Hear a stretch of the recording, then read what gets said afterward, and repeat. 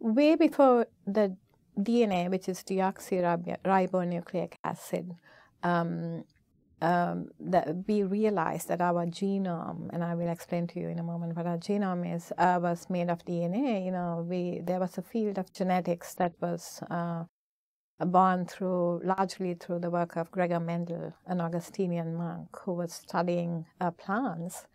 And we came to realize that much of our character and the traits that define us are inherited. That was a big quantum leap in our understanding. And through these genes, which we had no concept of, what they are, what they might look like, one of which is inherited, and we each had a pair of genes. And, one or several genes cooperated to define a trait, and we got one copy from mom and one from dad, right? And, that was a huge quantum leap in biology. And then followed by the discovery of the double helix DNA, the understanding that genes, were made from DNA, we took another quantum leap. And so, just by way of introduction, we are all made up of trillions of cells.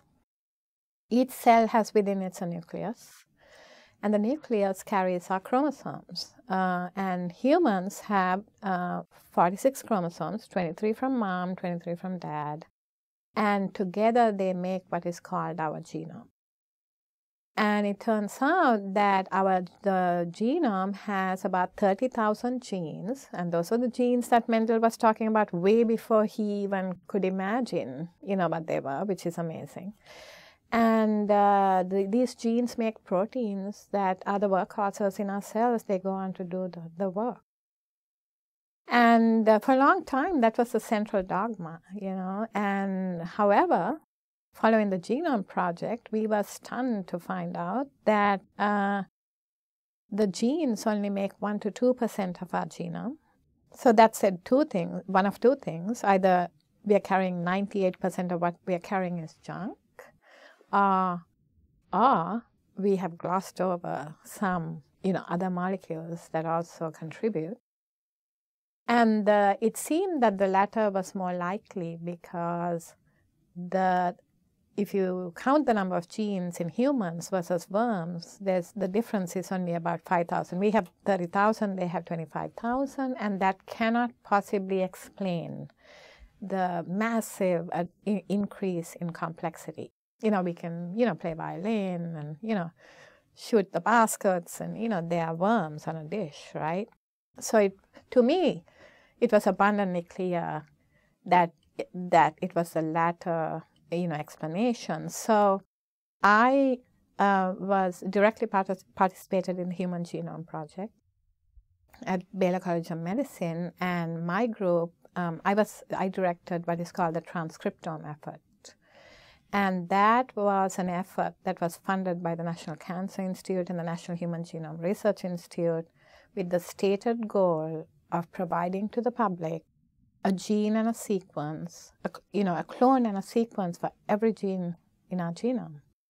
And I'm proud to say that my group made the largest single contribution to the mammalian gene collection today. So 15,000 of our 30,000 genes have been done, at Baylor. And even as we were looking for them, we were finding these other RNAs, that are encoded in our genome, made into RNA, but never made into protein, that people are calling junk because, of course, they don't make protein.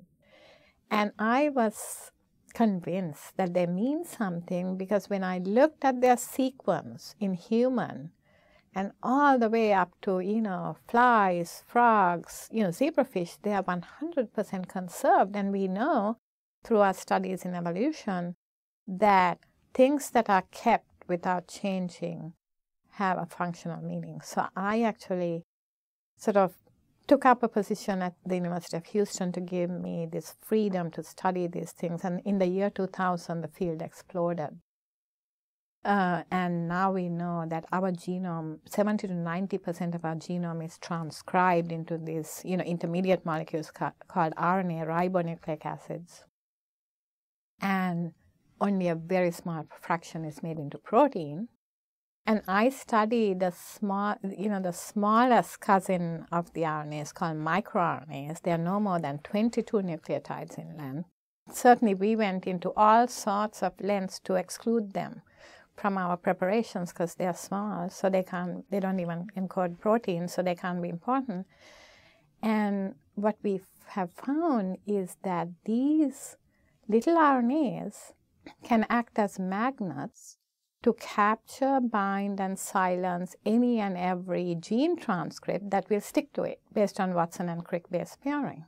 What that means is that a single microRNA can capture and silence hundreds of genes, and all of a sudden they become these powerful agents and powerful gene silencing agents in our body that can not only silence one gene, but hundreds of genes. And they have the knowledge of that those 100 genes are not random genes, but they actually make up a network that drive, cellular context and biology.